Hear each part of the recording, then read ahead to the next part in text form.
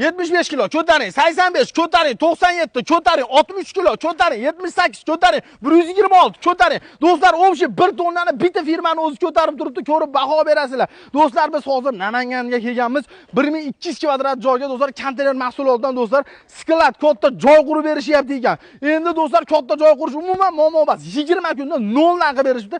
Pastdan ko'tarib do'stlar tomigacha qilib berishyapti ekan. Hatto tunikasini olib bersangiz, yopib ham berishaverar ekan. O'sha 1200 kvadrat 240 ming so'mdan 1 kvadrat tushgan ekan.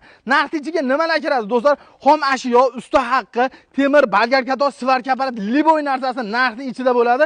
Faqat joyda egasi tokini tortib berar ekan, abetini qilib beradi. Uzoq joy bo'lsa, yotag'ini qilib berar ekan.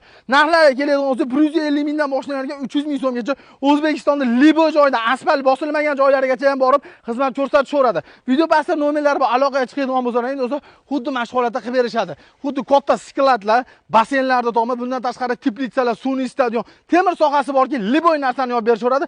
Pastda nomerlar bor, aloqaga chiqaverasizlar.